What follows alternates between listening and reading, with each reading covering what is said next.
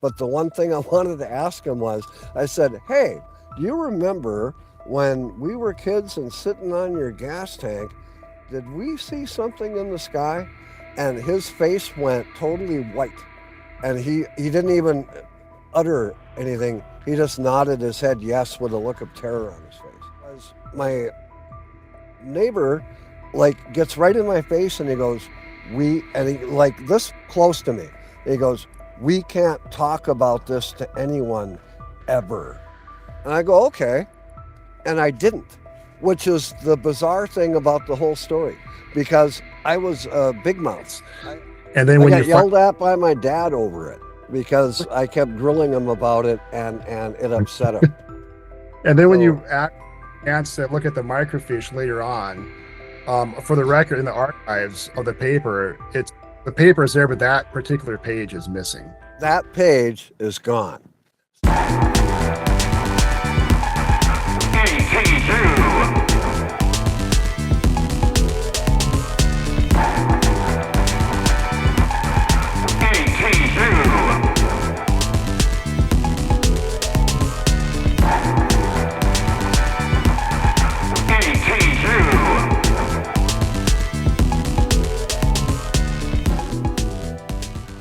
And welcome to another ETU Extraterrestrial Universities. We work our way on down the lessons to lesson 4.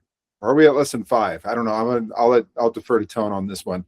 Let's go ahead and we'll work our way around the room as we work towards introductions. But first, there's something we need to get started. And what is that, Crooks? Well, before we really get started, I just got to say, we're starting to garner some fans. The last week or two at work, we've got people that are paying attention. They're watching all these episodes. I know we're still trying to get our, feet, underneath us, but there's people out there paying attention. And, well, without further ado, let's talk about UFOs. All right. Oh, I love it. You are correct, Pat. Lesson 5. Lesson 5. Absolutely. We're a little backlogged on the last episode that we recorded, but we're rearing ready to go. And I gotta be honest, I'm really excited about this episode. It's gonna be electric, the dynamic of Eric and Uncle Donn. So without further ado, once again, I've known this man for 21 years. He's made me laugh my butt off every time I'm around this guy. My cheeks hurt because I laugh so much. But in our UFO group, he's known as Eric the Lawyer. And I'm going to introduce him, and then he's going to take his Uncle Donn. He's going to get right into the lead story. Uncle Donn is on location, so we want to get right into the lead story here. So without further ado, I'd like to introduce Eric the Lawyer. Thank you very much, Anthony, the brother-in-law. I always have a good laugh with you as well, and I appreciate the kind words. But anyways, yeah, I'm really glad to be here with Uncle Donn, who is on site in Duluth, Minnesota right now. And he has a very interesting story to tell us about somewhat of an experience that he had there. And so, Uncle Donn, why don't you just take it away and tell everyone the story that we talked about the last time we discussed this topic. Sure. Can point out it wasn't like an eyewitness type event. I did have one of those later, and I was quite young at the time. So I was maybe 4.5, maybe around 5. The date always escapes me. It's actually highlighted in Frank Edwards' book, Flying Saucers, Serious Business. And the funny thing is, I read that book later, and I don't think I correlated the event mentioned in that book to this. I think it was well after the fact I went, wait a minute, that's talking about the same thing.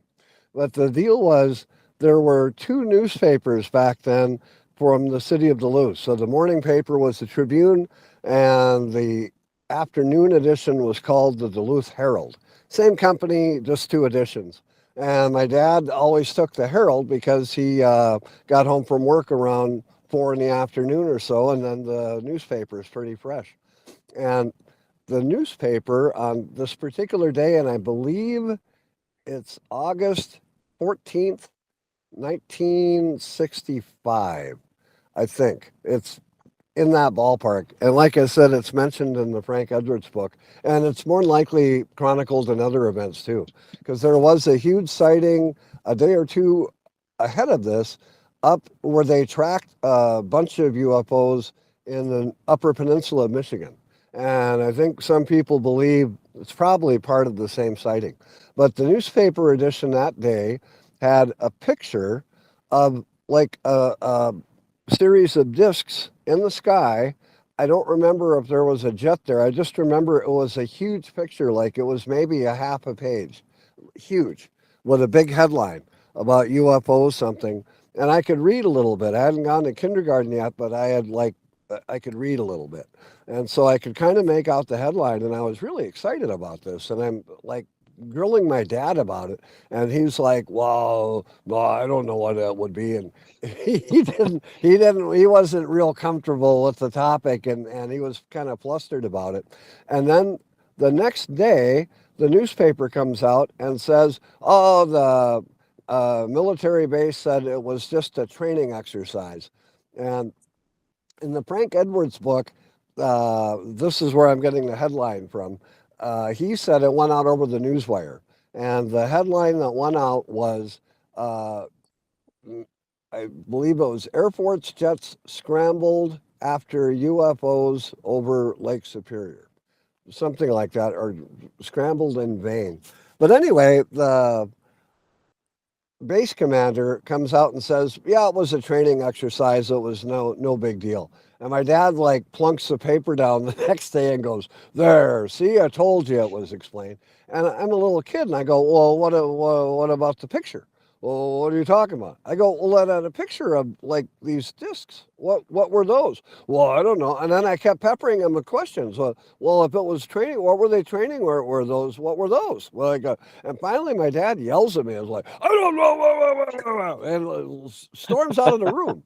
And my mom gives me one of those, just stop it. So I did, and years go by. So I kind of remembered that. Like I said, I think later when I was maybe in junior high is the first time I read the Frank Edwards book. And it was already a slightly older book by that time. I think he wrote that book in 67.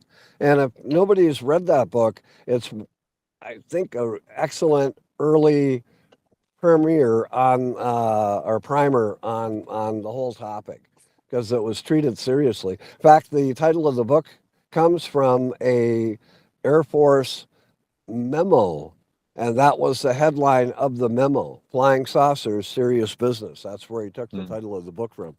So anyway, I've got that story in the back of my head, and somewhere I think I realized it was the same story. And then I forget about it, and then it's like one of those things where every now and then comes back to your mind and you think about it.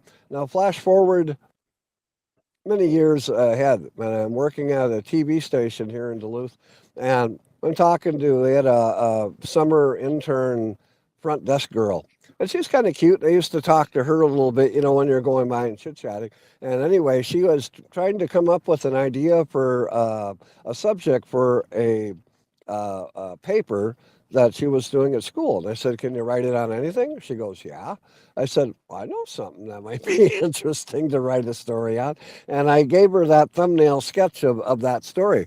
And I said, "I've always been meaning to go look up the microfiche at the Duluth Library on this." And then I kind of forget about it and I never do it. And I go, "I got to go down near where the library is, like in an hour or two.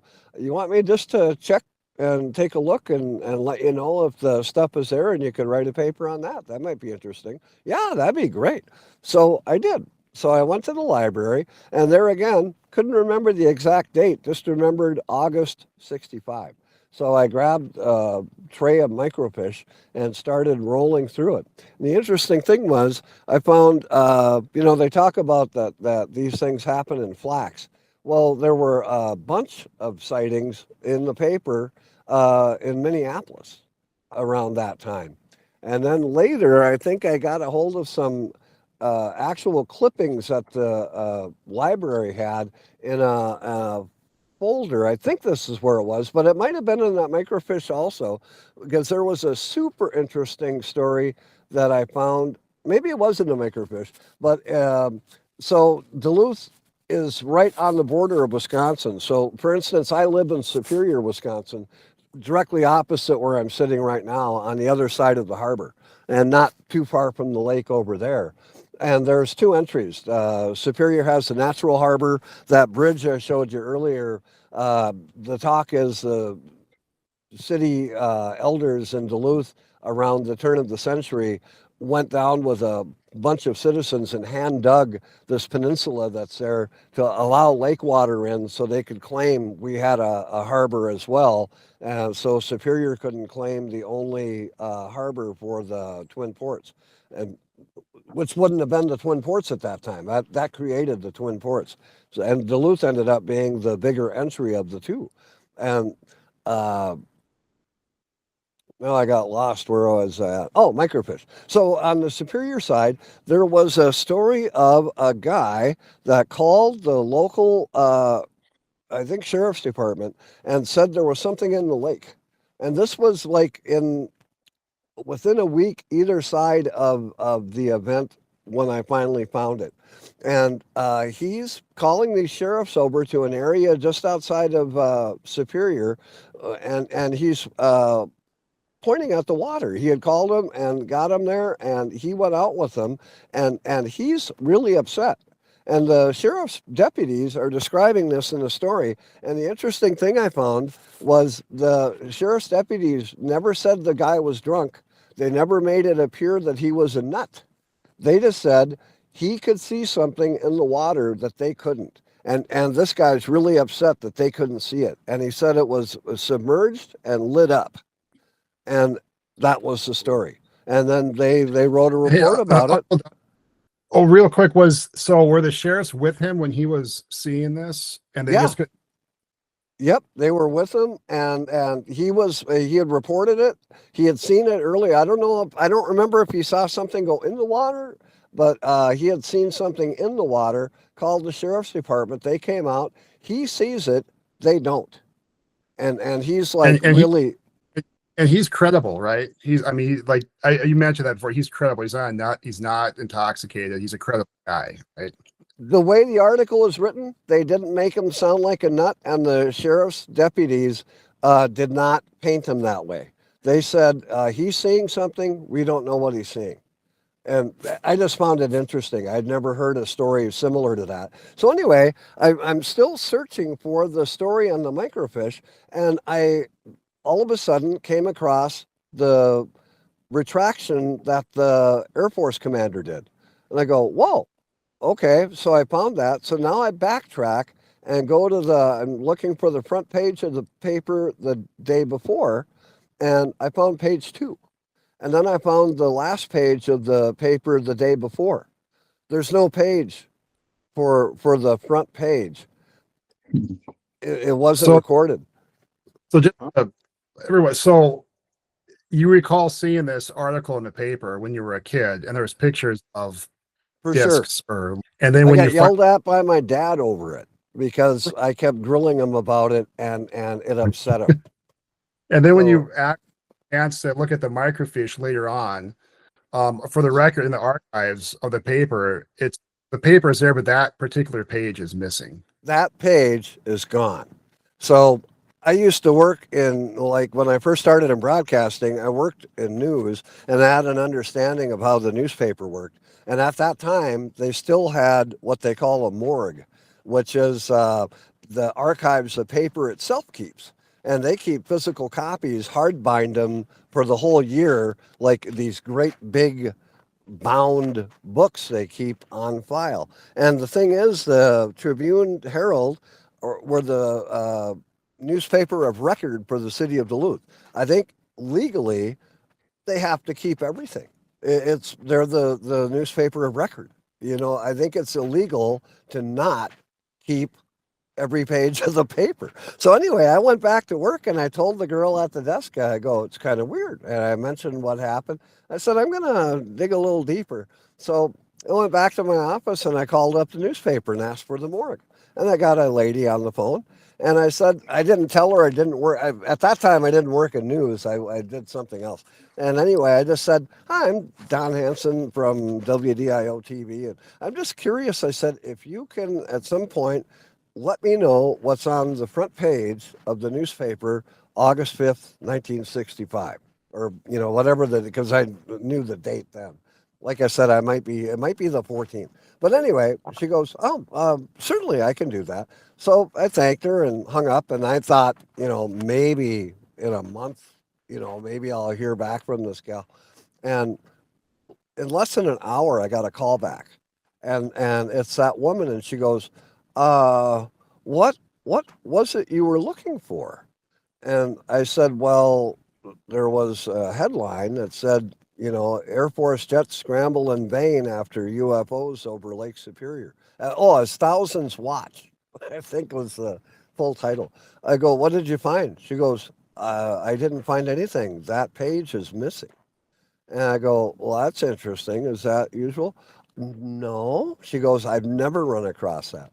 So I, beyond that, mentioned it to a friend of mine. Now, he had been writing a book on a local boat that was donated to the city of Duluth back in, I think, the 1920s by the King of Norway.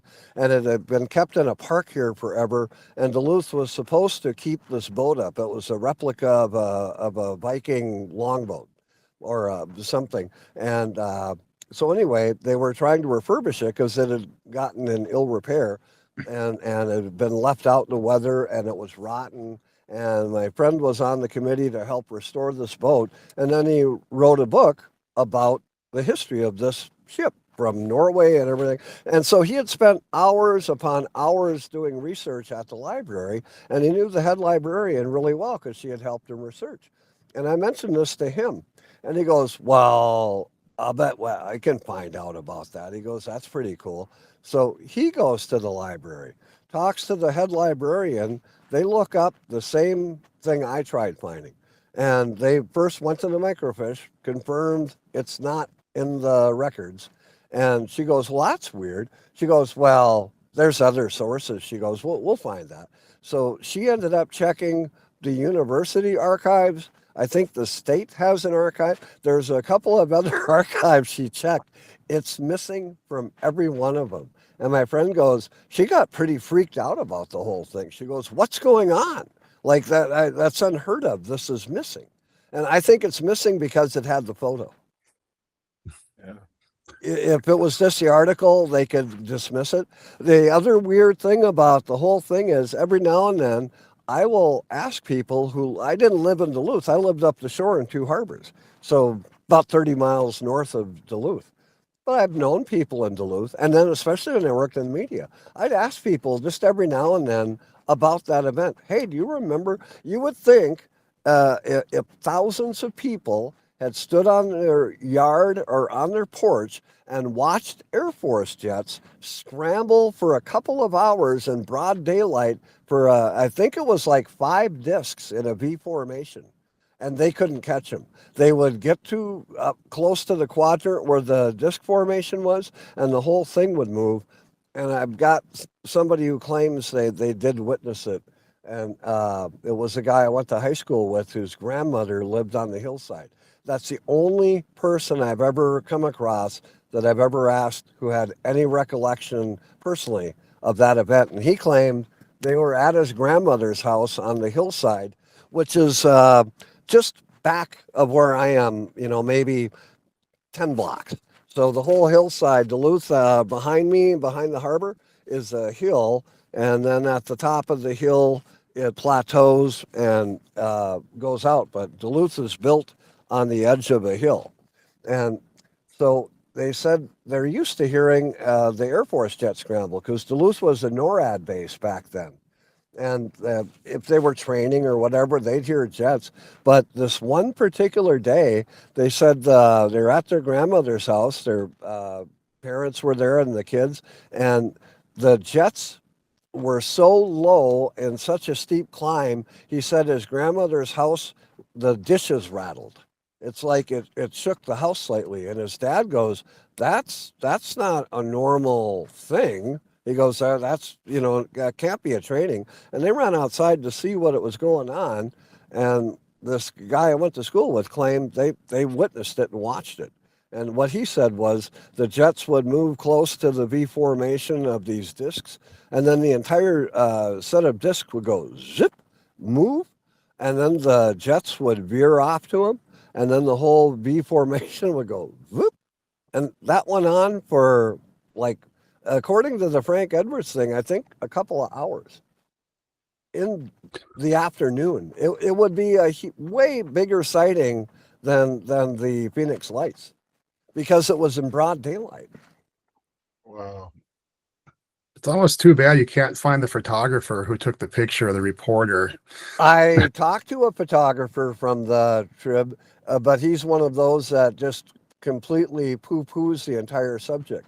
But I work, now at the convention center here, which has a huge ice arena, and the UMD hockey team plays here. So I used to run into the photographer at that time for the newspaper, and I cornered him one night and asked him about it. Because I thought about that.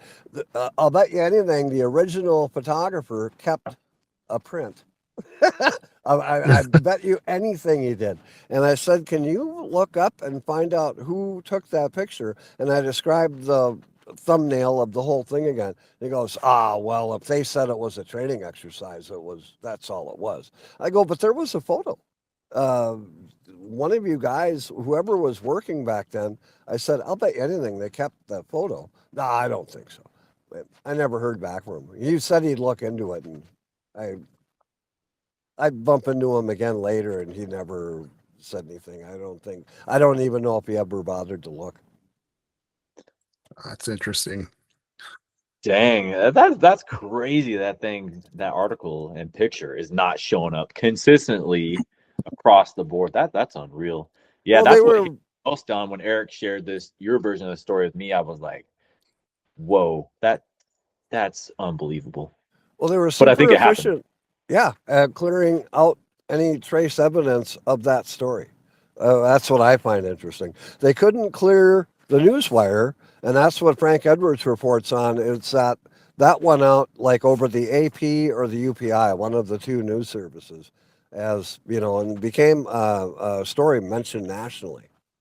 But after that, then people forget it, and I think there's some kind of a cognizant dissonance that people go through. So the people that maybe did witness it were like my dad, where they'd go, because he had a sighting of something he could not explain later, and he. So, and actually, I can get into that one real quick if you want, because the stories kind of relate in a way.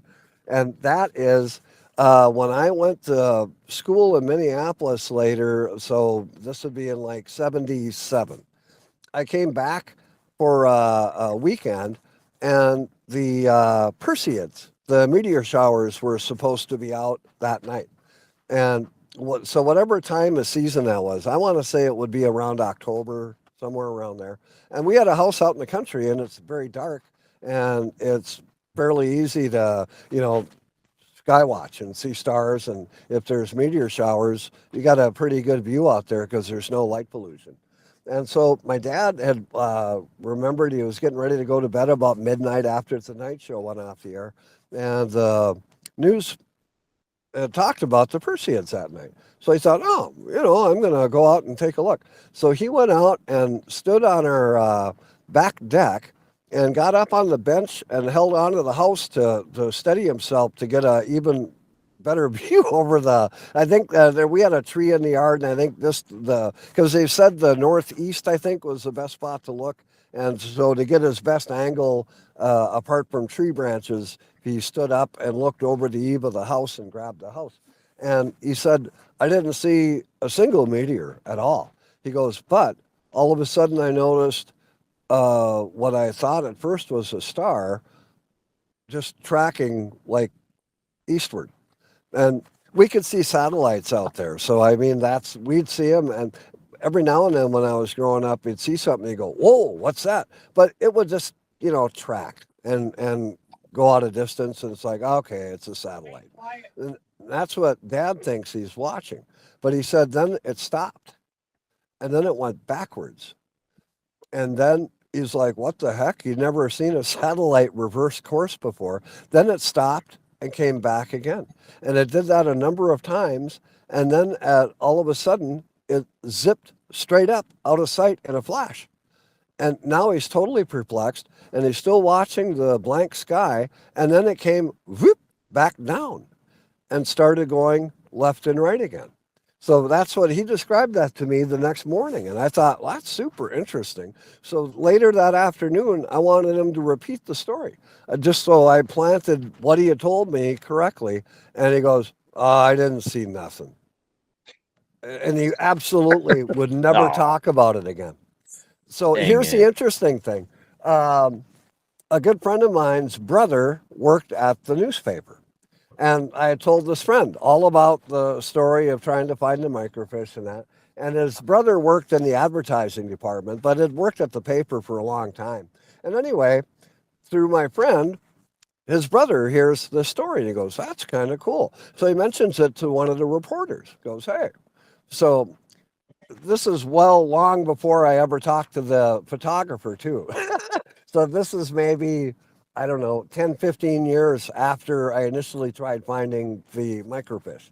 And so his brother calls me up and goes, hey, I got a reporter interested in just doing a story on that because it was kind of a national story at the time and that you tried finding this. And would you be willing to talk to him? It's like, sure. So the reporter calls me up. I tell him this whole story. And of course, when they wrote the story, they poo-pooed everything. And he had I can't remember what reason he had for the page being missing, but it's just one of those things that happens. Like that page just, got missed. It's like this whole thing. But at the end of that article, poo-pooing the whole story, they said, but we're interested. Does anybody else out there have, a sighting that they'd like to talk about? We'd like to do a follow-up story. And so they did. And people submitted stories. And there's a city, about due north of Duluth, about 60 miles, called Eveleth. And a man from Eveleth completely described exactly what my dad saw from the Eveleth side of things. It was exactly what my dad described. He saw a light go left and right, kept going left and right, zipped up out of the sky, came back down, and was going left and right. And it would have been the same time frame because he said late 70s. It's like it had to be the exact same thing, but from 60 miles away. So I thought that was interesting. Wow. You ready for some questions, Uncle Donn? Sure. All right. I guess raise your hand if you want to go first and just go. I'll start with you, Tone. I imagine that you have. I just knowing you, I bet you formulated several questions along this timeline. So I'll let you start. That's nice of you, Pat. But I've been hogging the airwaves here, so I'll be patient. I'll wait. Sure. Guys, I have Google Maps pulled up and I've been following along during the whole story. I've been trying to study the geography. As Don's been telling the story, Duluth is basically Minnesota's primary port to Lake Superior. It's got to be a geographically important area. Is that why an Air Force base used to exist there, you think? Totally. When I was in junior high, history teacher, social, I can't remember, but one of the classes we were talking about world events. And back then, the Cold War was in full swing. It's like nobody, can't trust the Russians, and they'd bring up this and that every now and then. And I think somebody in the class goes, well, we'd be safe here because Duluth's kind of a nothing city. And the teacher kind of looks surprised and goes, no, we'd be like one of the absolute first targets. The whole reason the NORAD base is here is because this is a major shipping hub. Like, we would be like Chicago, Duluth, any of the major shipping ports would be like huge targets. So, in fact, there's a missile base long abandoned now, but it's really eerie. If you go just barely north of Duluth, there's a road maybe 5 miles out of town called Lakewood Road. And if you drive up that, there's a missile base there. And there's an abandoned missile silos. Like that's an old army installation. I always thought it would be such a cool place to go and just shoot like a movie scene because it's just kind of eerie because it's just abandoned. There's still some old shacks there. And they were like some, I don't know, First Strike. I don't know the history of that base, but I know they had missiles there at one time. Donn, I think you mentioned that the military base used to exist. Is it not there any longer?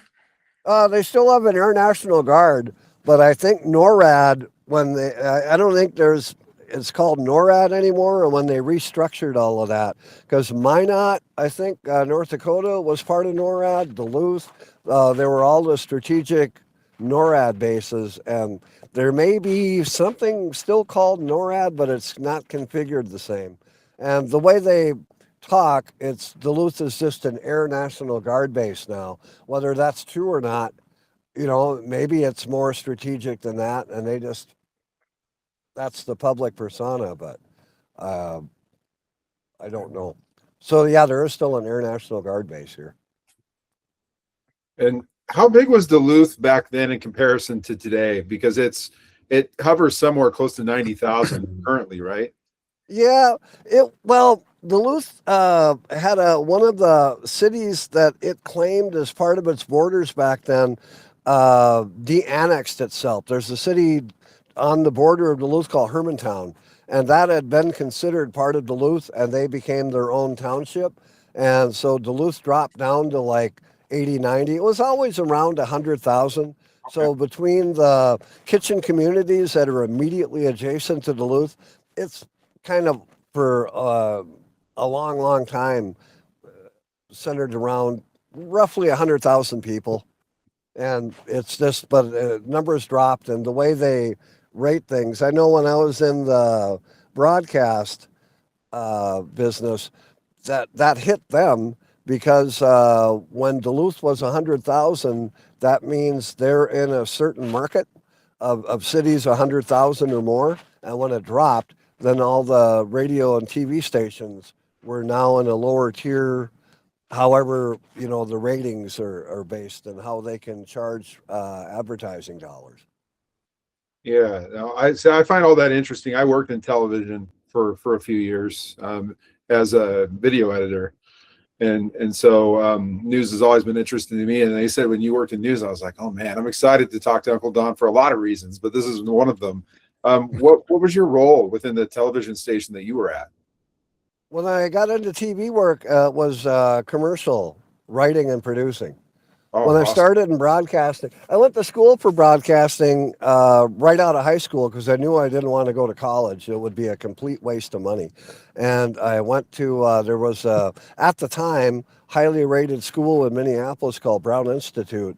And it began as a school strictly to train broadcasters, basically a VOTech for broadcasters, for radio.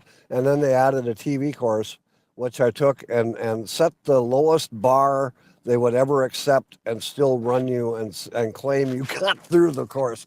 So I set a record at Brown because by the time I took the TV course, I was kind of disillusioned with broadcasting. I thought, I don't think I even want to go into broadcasting. I kind of sailed through the radio stuff, and my nickname in my particular little class was Mr. Natural because I had been wanting to go into radio for so long. I'd imitate radio guys and do the voice and the radio voice and blah blah blah. And I was really into radio, and by that time I was starting to kind of figure out that it was a lot of BS, and so I thought I don't think I really want to go into it.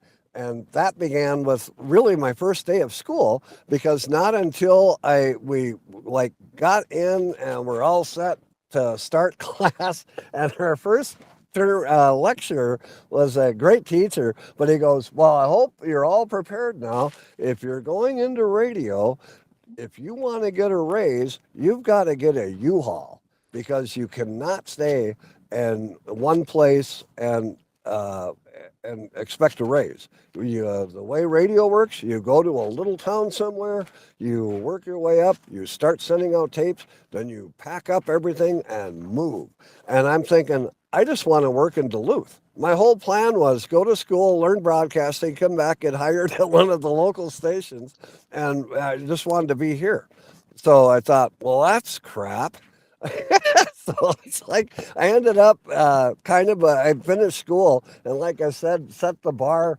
Back one of the directors of the school, when they were getting you just get a certificate. But he came over and sat down next to me as we're handing these out, and he goes, "Just so you know, and you might consider this interesting, but you gave us a conundrum because we hate flunking people, and you you have set the bar for the absolute lowest score. We will let anybody walk out these doors and claim they succeeded. Just so you know." And then I ended up, the bulk of my career was in TV. I worked a couple of years in radio as mainly as a news reporter and a little bit as maybe 9 months as an announcer, and then got laid off or fired or something. No, I quit. I quit because I was burned out. Because they just work you to death. And in Duluth, especially, it's considered a training market, even though it's a fairly big town.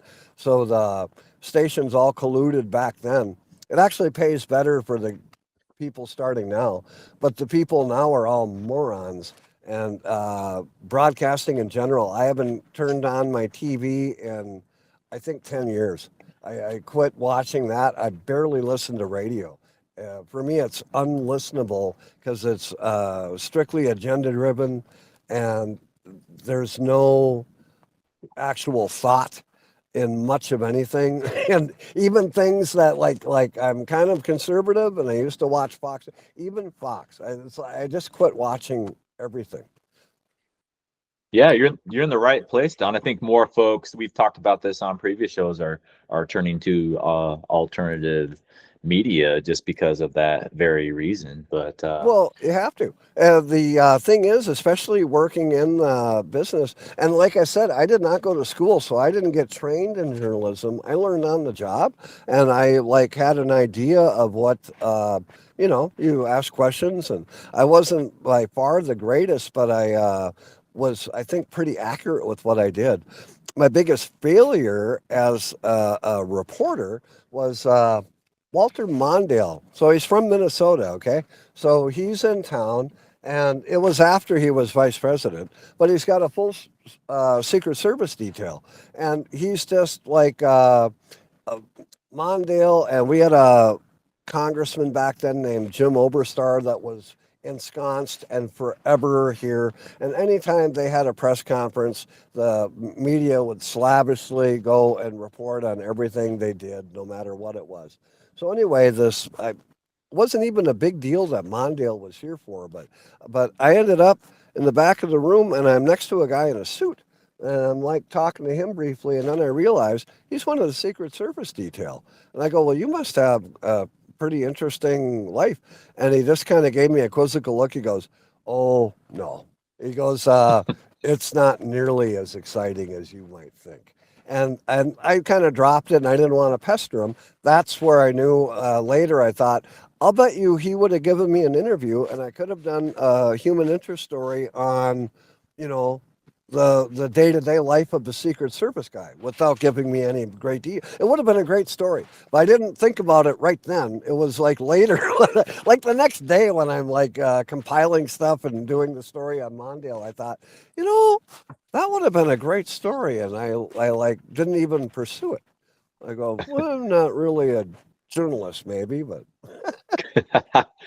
well, I gotta be honest, Don. Like your willingness to forge ahead when people are poo-pooing on the subject, and you're questioning the very fabric of media as well. I know when it's hard to find folks that will listen to anybody on this topic, and Eric was obviously one of them, and my friends Pat and Brian. I know when we started talking about it a little bit, then he talked to you, and that's where you brought up a book by John Keel. Eric read that book. I believe maybe I have it backwards, and then I think Eric bought a book by Jacques Vallée. So Eric, I know, and then maybe you and Donn can riff back and forth together, but Eric, you asked before the show, like, can I share like what I think? I'm like, well, absolutely. I mean, that's anybody that comes and says like, I know for sure what's going on here. That's where I really stop and go, well, if you're gonna say for sure, I need evidence. But anyway, Eric, do you want to sort of share how you got into those two books and just where you stand on what you think is going on? Because I find it fascinating, and I'm open to it. Yeah, I'm happy to. Actually, it was your interest in the topic. You were always wanting to talk about it. You were really interested in, and so that kind of got me to thinking about it. And I chose to read a couple books from Jacques Vallée, because he seemed like he's a French astronomer, I believe, and computer scientist. He worked with Dr. Hynek on the Blue Book program. The Blue Book program, I think it was a program started by the Air Force back in the 50s or 60s. And it was Dr. Hynek was the one who was initially tasked to kind of go through the data that was coming in, the reports of the lights, the saucers, the personal experiences of people. And I think Jacques Vallée came in at that time. And Jacques Vallée, a couple of books. The first one was Messengers of Deception. I thought was really interesting. But the big one, I thought that the second one was Passport to Magonia, and that really put it into a really interesting light for me, anyways. Basically, in Magonia, Jacques Vallée, he makes the argument, and he's a secular guy, he's a scientist, but he makes the argument. He goes back to like medieval, that this phenomena has been with humans throughout all of history, basically. And what's interesting is him and Hynek are the two scientists that really look at this stuff, and none of them thought that it was extraterrestrials from outer space. Basically, Jacques Vallée's is that they're interdimensional beings that have been with us since throughout all of human history. And it's interesting, he draws a parallel with like ancient folklore, with fairies and things like that. And you think, well, what does that have to do with anything? But the parallels he draws between people's experiences with fairies and elves and with UFOs is almost identical. And so his argument is that this phenomena has been with us this whole time. It's deceptive, it's manipulative control system, and it adapts to the cultures and times of human beings. So back in agrarian Europe, you had gnomes, things, but it was the same. For example, there'd be some sightings of them would be dancing in circles, for example, and then making a crop circle, which is exactly what the UFOs kind of have nowadays. The other one is the abduction stories as well, where people would be in those times. It was they had changelings, they were called. So they would kidnap babies or young mothers and make them basically wet nurses because they wanted the changelings to have the mothers melt, is what the stories were. And there was absolute parallels to the UFO abduction stories with the reproduction and the sexual nature of those was very much alike. And so I thought that was very fascinating that he drew that conclusion. Uncle Donn was the one he mentioned John Keel's Mothman prophecies.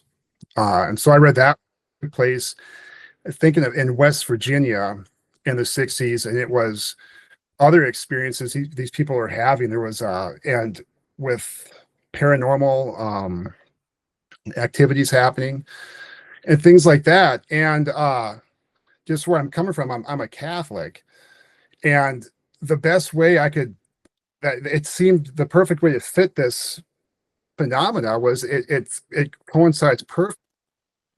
The Catholic teaching on demons, which has been around for 2,000 years, basically a non-human intelligence of some sort acting on humans in a deceptive kind of way. And there was real strong correlations and uh, parallels with abduction stories, whether it's the UFO, whether it's the fairies, and exorcisms as well. And so it kind of goes beyond just nuts and bolts and visitors from other planets, but it's something a lot more deeper than that kind of really does talk about the fabric of reality. And that's kind of where I came down to that. And Uncle Don and I have conversations about that back and forth. I just think it's interesting that you have secular guys like Keel and Valet will say, they'll call them interdimensional beings, and interdimensional intelligence that, acts on human beings. And it just seems to me that's kind of a scientific way of just talking about demons. So Yeah, Dinah Walsh Pasulka, she refers to them as pattern matches, and I read her two latest books, and it is fascinating to keep the aperture open, especially like you said, it's coming from people without an agenda necessarily, especially from the religious you know uh, foundation. And even David Grush, in 2023, he didn't say like for sure, but he did mention the interdimensional aspect of it, and how it's completely possible with what what physicists have been discovering. So yeah, it's fascinating, the part where it's like it's just so incredible, like with Don's story, how many people were just like, this isn't matching up with reality. It's the cognitive dissonance, and I'm just going to pretend like it didn't happen. I mean, that makes sense. There's nothing. I don't blame folks for doing that. That's your grandpa we're talking about, Eric, and it's just a protective mechanism, I would think. But Don, the story of the guy that was with the sheriff, and he was seeing something else that matches up almost perfect to Dr. Gary Nolan's studies, where he was approached by the government, and he was looking at people that had encounters, and also that suffered a little bit from getting too close to UAP. I can't name the part of the brain, but he noticed that this part of the brain was larger in people that had been affected by them, and also that could see them. Is there anything sort of like, there's been speculated that human beings might be some sort of, receptor, or some people maybe they're tuned in a little bit better than other people? Maybe. I haven't delved into that real deeply. There are just like numerous stories. I think John Keel recounted this one, and this one's also kind of in this area. It took place in Bloomer, Wisconsin, which is maybe 70 miles or 60 miles south of Superior. So if you're going towards Eau Claire and continuing down to Highway 90, you'll take 53 out of Superior. It'll link up with Eau Claire is basically due east of, or a little bit northeast of Minneapolis. So, and Bloomer is just north of Eau Claire by about 10, 15 miles. But one of the most famous sightings or stories in the 60s, and it was investigated, I think Blue Book was one of the people investigating it. But it was like a guy who just had a farm in Bloomer and claims this craft landed. He interacted with the beings, talked to them, and they gave him some food. And uh, I can't remember what they called the food, and I think they asked him for some water. And I think possibly Valet might have covered this story yeah, too. that was Because And Well, yeah, he compared it to that's what the fairies would do that to yep, people. exactly. And the thing is, when they had the guy had saved part of what they had given him, this food, and he said it wasn't anything special, and basically it was like a pancake. It was like they Yeah. went and investigated it. It was just and not even and I'm thinking the version I'm thinking of is Keel, because Keel can be funny, and he said and not a very good one at that. And like it was really bland, according to the guy. It had no flavor to it. It was just like flour and water, and some maybe Well, not even any leavening. if you recall, Don, do you remember in Keel's book when he talks about Ingrid Cold and the Men in Black? I mean, the Oh Men in Black yeah, were popularized by Keel. But these were humanoid beings that would appear to people, and usually it was harassing UFO witnesses. But every time they got to them, whether it was these Men in Black or this Ingrid Cold, they would communicate by telepathy to people.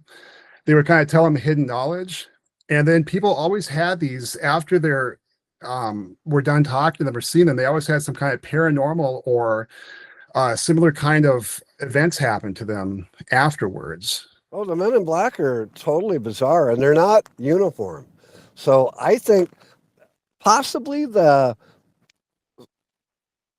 Air Force always gets blamed, but some government entity, I think, sends out people in hats to be when those stories started coming out to muddy the waters. Is my Maybe, theory. yeah, because according to Keel, he said these guys weren't government agents. He said they No. were ultra terrestrials. Valet calls them interdimensional beings, but he called them ultra terrestrials because of this phenomena that would happen to them, to the people after, and the people talking. And again, this is what's interesting about this is that Keel and Valet are, Valet is a scientist, Keel's a serious reporter, and he's talking to credible people. And credible people are talking about these experiences that they're having. And in the book Mothman Prophecies, there is a character, Ingrid Cold, and I should probably introduce him first. He appears to a character in the book, something Deniger, and I can't, his name escapes me right now, but Ingrid Cold would appear to this guy and he would communicate with them through telepathy. He would give him like hidden knowledge. I think he was trying to tell him that maybe one of the bridges in West Virginia was going to collapse, or they attributed it to that. And the guy, he got paranoid. He started thinking he was going on these kind of whacked out missions. People were getting kind of worried about him because of these experiences that he was having. Well, he got taken aboard a craft. And Yeah. and his description of the craft was not anything super fancy. It was like like what he would maybe perceive. It had like bucket seats, like you would get out of a car, and it looked kind of normal, But he claims it took off, and they brought him up and showed him another planet and brought him back down. And then Ingrid Cold called John Keel, or he got a call, a staticky call from somebody who claimed to be Ingrid Cold. And I don't remember what the conversation was about. I'd highly recommend, if you haven't read the book, The Mothman Prophecies is a really good book. The movie is horrible, in my opinion. A lot of people like the movie. I hated it. The book will actually creep you out, because of the odd circumstances that occurred to so many people in that town at that time. And the movie, Yeah, it was a terrifying. I didn't expect it because Valet's book with Passport to Magonia, it's written more objectively and scientific, kind of drawing these parallels between it's fairies yesterday, it's grays today. It's the phenomena is basically the same. It just adapts to the different cultural milieu of the people. But I read, and this is completely separate from the UFO stuff, but there's a book I read he's a board certified psychiatrist named Richard Gallagher. And this is going to sound really odd, but what he does is he works with priests. He's a consultant to exorcists, and he diagnoses people with demonic possession. It sounds weird, it sounds crazy, but that's that's what he does. And he has a certain criteria, because what they want to do is they want to rule out any kind of natural things first. And then if it's beyond that, then he would say, yeah, we can, we can hand him over to the exorcist to have that done. But he has a certain criteria that he has when he determines if people are possessed. And this criteria is bodily paralysis, which with Ingrid Cold and the Men in Black, that's exactly what happens to the people in the Mothman prophecies. Whenever they experience it, they get body paralysis. They can't move. They feel like they're stuck. The other one is communicating with telepathy, which is Ingrid Cold, the Men in Black, the people who have experienced them. The other one that Gallagher has is, paranormal activity that happens afterwards, which that was all reported with the people that had experiences with Ingrid Cole and the Men in Black. And one of the other ones was, of course, aversion to religious objects, which that really wasn't talked about too much in Mothman prophecies.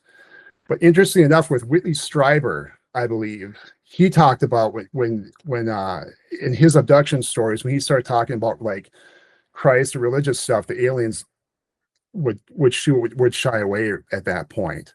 And so I just find it really interesting that you have a board certified psychiatrist that's not even interested in UFOs at all, that's coming up with this objective criteria that he uses to determine whether people are being like harassed or possessed by demons. And you have these other people in West Virginia in the 60s kind of come up with these same symptoms when they come into contact with this phenomena, whether it's the Men in Black, whether it's Ingrid Cole, whether it's seeing these lights in the sky. And so that's why with these, if you got a psychiatrist and you got scientists, all seem to be saying the same exact thing that Catholic demonology has been teaching for 2,000 years. I find it very interesting. Well, I had an Wow. interesting thing too, that I've had like 2 sightings that were very odd. And I've had more than that, but the other ones you could kind of explain. They might have been odd, but they might not have been either. They just like stood out. But one for sure was like I never called it a UFO because I didn't know what it was. And this is interesting too, because I only like 3 days ago saw a clip, and I'll tie it in. I just found it super fascinating. So I was older than I was when that sighting occurred that I had the argument with Dad over the harbor here. So I was maybe 8. That's what I'm kind of guessing. And I was up at my neighbor's. We had a shared driveway. So our driveway was maybe 1/8 of a mile long. So up near the main road, our neighbor's house was closer to the road. We were farther back on a dead end. And so I'm up at the neighbor's house, and he's about 2 years older than me. So he would have been 10 or 11 at the time. And we're just sitting on their gas tank in their backyard. And it was one of those nights that there was a full moon out. It was really bright out. And there were a number of puffy white clouds. And we're just sitting behind his house. And the only light out there was from their kitchen window and looking at the sky. And we're just looking at clouds and thinking, that looks like a sheep and that looks like that. Yeah. And we're just like sky watching, and the moon was out. And then one of us, I don't even know which one, goes, "What's that?" And like directly overhead, there was a circle that was about the same size in the sky as the moon was. Only it was different. The moon's like ahead of us, straight towards the east. This was kind of directly overhead and maybe kind of behind us by a little bit, but about the same size as the moon, and the most beautiful colors I've ever seen. And I always equated it like, when you're a little kid and you've got a pinwheel with red, blue, green veins on it, and it spins, and the colors kind of meld. That's kind of what I equated it to. And it was just pretty, and we're just staring at it for the longest time. And then my clearest recollection of the event beyond looking at that thing was my neighbor gets right in my face, and he goes, and he like this close to me. And he goes, we can't talk about this to anyone ever. And I go, okay. And I didn't, which is the bizarre thing about the whole story, because I was a big mouth. I blatted everything, no matter what. And I never mentioned that thing. I didn't totally forget it, but kind of did. But anyway, when I walked home that night, I had a little bit of a jaunt, back to our house, and it was still up in the sky. And so I'd walk down, and we had a little arc in our driveway, just a bend in the road that then turned towards where our house was. And I remember getting to that corner and going, even at that age, I go, did I really see that? And I turned around and looked, and it's still there, right where it had been. And then I continued home, went in the house. I don't remember my folks being up, which was odd. So I'm thinking it was like 9ish, or I don't know what time it was. I'm only 8. And I think that might have been, there was a time my dad had to go to Michigan because they closed the railroad down here, and he worked for 1 year in Michigan. And my mom was just super overprotective. So if I was out of the house and she knew it, she would have had the yard lights on. It was just weird. So the house is dark. I go home. My recollection is I just go home and went up to bed. Like, went in the house, nobody's up. And when I got in my room, I again thought, did I really see that? Looked out the window, it's still there. And I get undressed to get into bed, and I looked out the window again, and it's gone. And it was years before I ever even told that story to anybody. I've never really referred to it as a UFO because I have no idea what it was. Now, when my class had their, I think 25th high school reunion, I wasn't even going to go. A friend of mine badgered me to go, and so I ended up going. And that neighbor kid had married 2 different women from my class, and so he was at that graduation party. So he didn't graduate with us, but he was there. I hadn't seen him in years, years and years. And I always thought sometime yet to do this too, but I would love to have him write down what he experienced, and I would write down my experience, which is basically what I described here, and see if they match. I'm assuming they would, but I don't know. But anyway, I just, when I saw him at the party, I said hi. And like I said, we grew up together and played when we were little kids. Hadn't seen him forever. And we had played baseball, and, I had lots of experiences after that sighting. But the one thing I wanted to ask him was, I said, hey, do you remember when we were kids and sitting on your gas tank, did we see something in the sky? And his face went totally white. And he didn't even utter anything. He just nodded his head yes with a look of terror on his face. And I go, I thought so. And that was the end of our conversation. So, But you didn't go any more in depth than that. No, it was at this reunion party, and everyone's kind of drinking anyway, but I just wanted to ask that question. But here's the weird thing. Like I said, I never mentioned that. Now, did you know that when the Phoenix lights occurred, there was a private plane that landed at Phoenix Airport? I've never heard this until about 2-3 days ago. Happened on a YouTube clip. So this plane is coming in. There was a private pilot that had a bird's eye view of the whole event and reported it as they're coming in. And he's like, Phoenix, I've got and I think he described it as 5 lights in a V formation. And he's like, any idea what that is? And they radioed back and said, we've got nothing on radar. And he goes, okay. And he had his kid in the plane. He flew his kid somewhere. And then they were just going to leave. I think they just stopped to fuel and leave again. And that's what happened. So they landed right in the middle of Phoenix Lights event, fueled up, and left.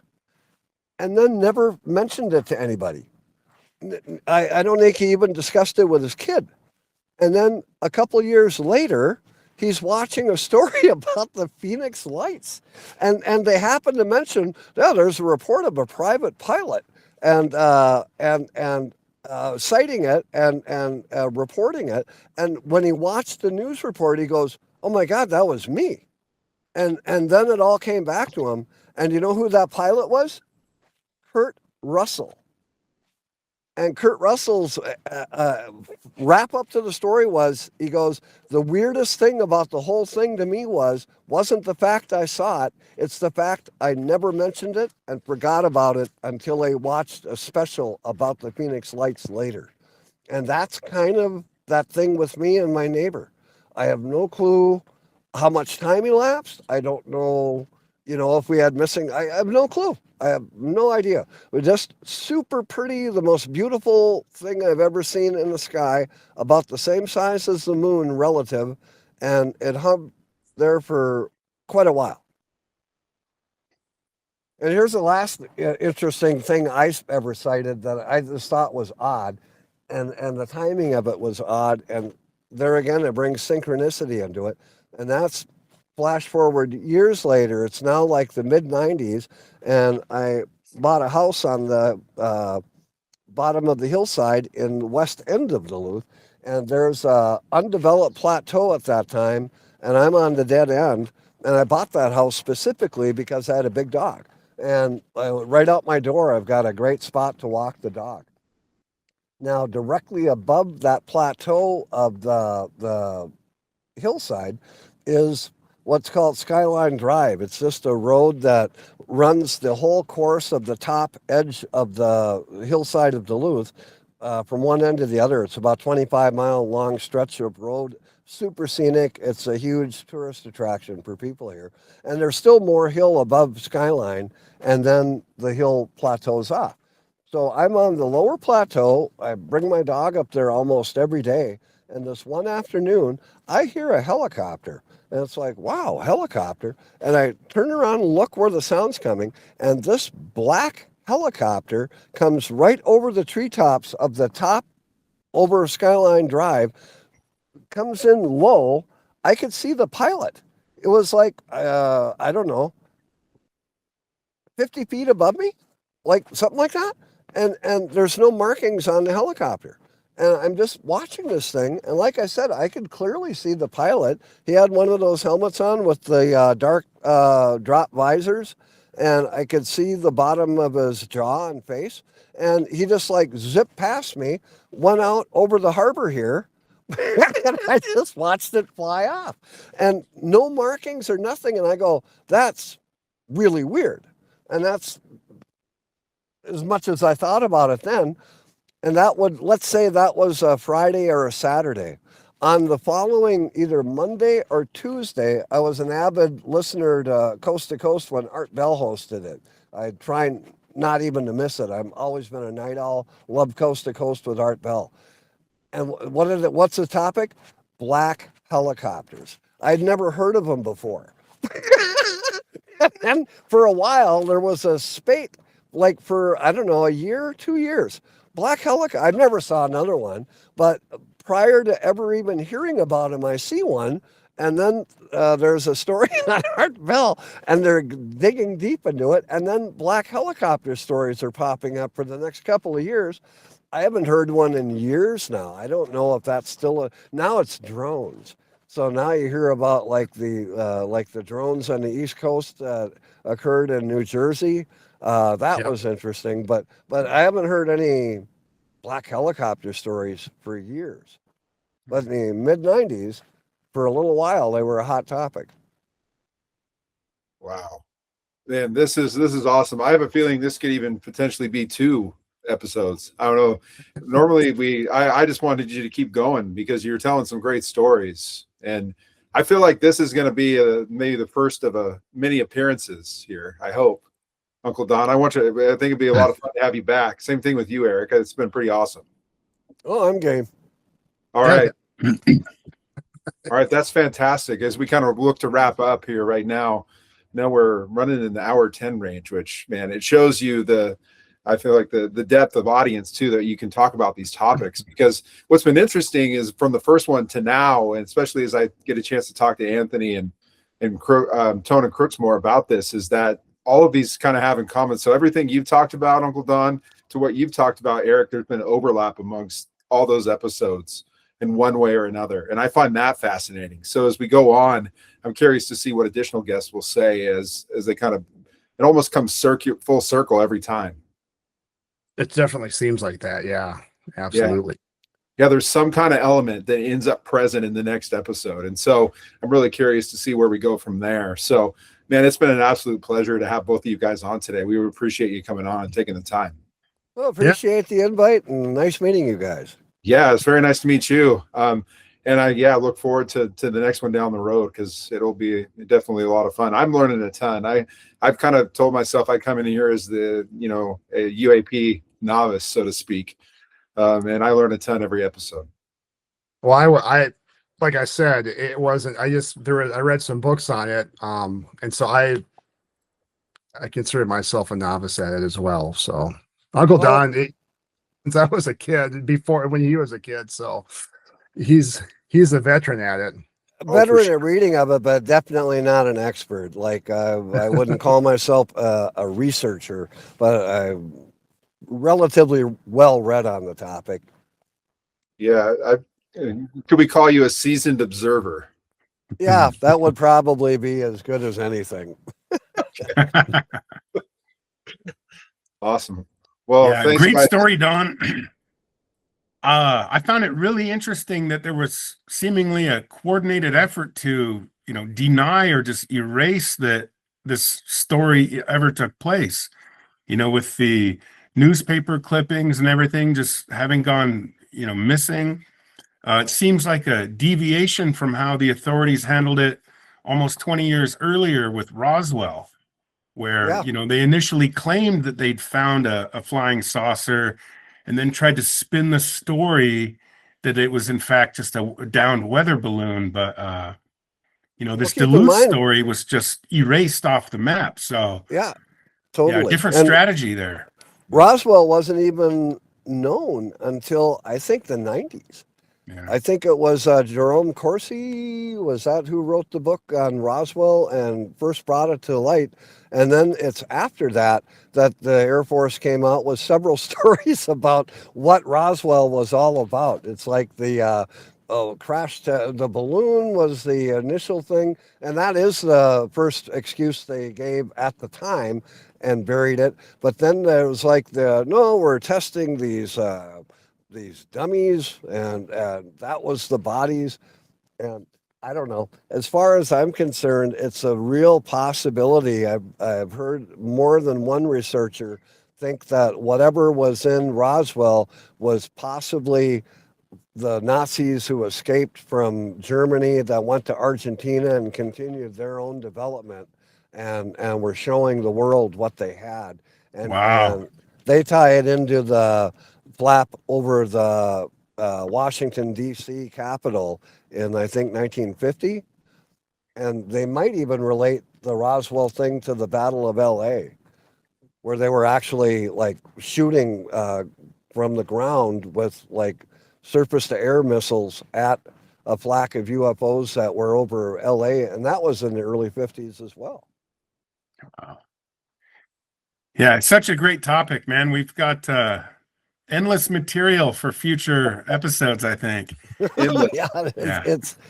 It's a bottomless hole. That's what John Keel used to talk about, and he, I think, kind of got off the topic too, partly for it's, and other people have talked about it. It's like when you start unraveling the weirdness of everything that happens, and the Mothman prophecies is a good example of it, where it just gets more and more bizarre.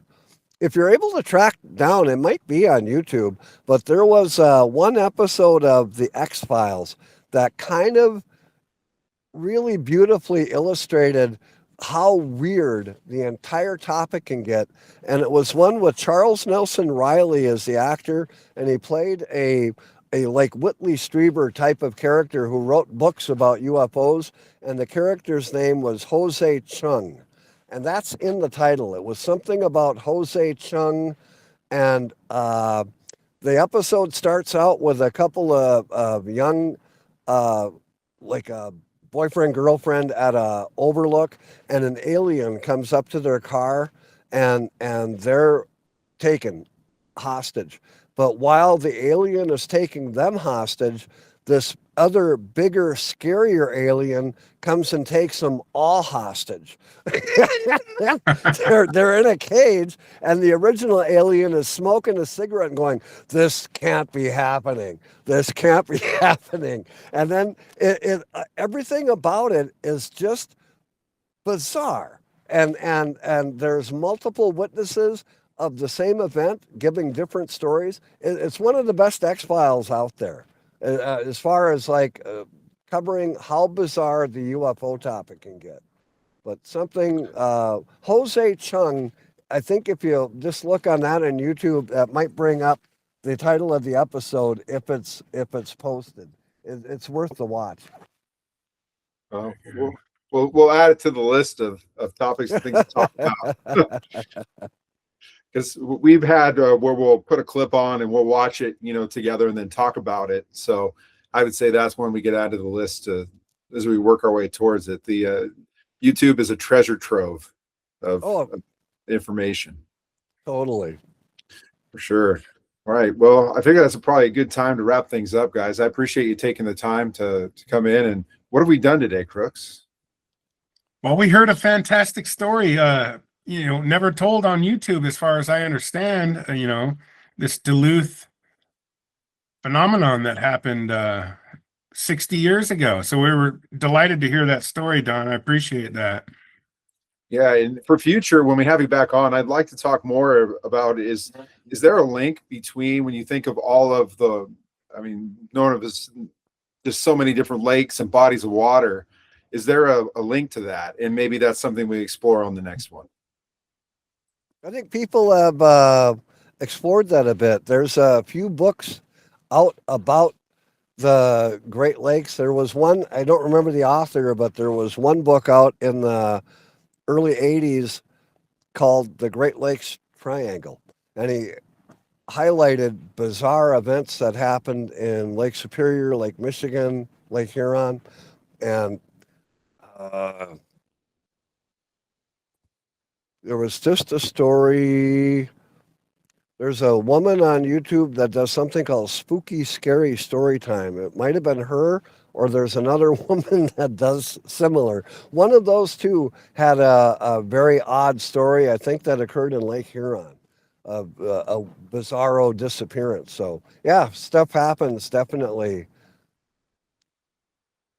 There was speculation about the Edmund Fitzgerald when that first went down. I think they've figured out what it was, but UFOs were highlighted when that went down too. Oh man. Yeah, all of a sudden we have a ton of material to cover in the next one. I'm gonna be on homework assignment after this one, Uncle Donn. Yeah, it's a good question to ask, what is it, Yeah. For sure. I mean, if it's been fairies yesterday, spaceships in the 19th century, UFOs in the 50s, and Tic Tacs a day, if it's just the intelligence that's just adapted itself to different cultural contexts, it's a really kind of interesting thought to think about. What if it's a culture that can't really procreate but doesn't really die and it's been here forever? What's the best place for them to be if they're technologically advanced? If they're in the ocean, they're completely unbeknownst to anybody else, and they can just pop out whenever. Of course, if they're technologically advanced, why are they doing kind of crude experiments that get reported by people? Well, it doesn't mean that it's that same group. That's the other thing. There's probably multiple things occurring, and it's not all one phenomena, but an overlap. Because if you go and look at the Muslim stories of or Arabic stories of the jinn, it's what were the flying carpets? And if you look back at the Hindus talking about I think the Brahma, they call them, the flying craft, and their early writings, it's been forever. Yeah, interesting. Valet would say it's all the same, is what his. I would agree. It probably is, but I think part of the difference is how people perceive it. I think the phenomena can appear however the understanding is of the person observing it. Yeah, exactly. Based upon their time. Yeah, that's why. Yeah, in medieval Europe, it could be fairies and pixies, and then in our day, in our scientifically technologically advanced, it could be tic tacs and UFOs. So it's Well, and there's the flying ships of the 1800s. You know, and yeah, people saw like that's probably where the Flying Dutchman story came from. But they would see actual ships like flying in the air. Sometimes it might have a English-speaking crew. Sometimes they would drop a ladder over, climb down, interact with the people below, and then sail off. And it's like, and these are all like they could be hoax stories. They could be real. You don't know. yeah, exactly. So Wow. we better leave it there because this could go. Yeah. Yeah, this could become like a 3-hour episode. Yeah, that's the problem. Like I said, every time you peel back the onion, there's like another bizarro thing that'll take you off and another veer over to this way. Oh man, isn't that the truth for sure? Well, I guess that'll give us our stopping point then for tonight, but we'll definitely explore this down the road. Yeah, we look forward to it. Thanks again, guys. I appreciate you taking. Thanks. All Yeah. right. Take Good care, night. folks. Thank you. All right, Yep, take care, take guys. care. Bye. Bye. Bye.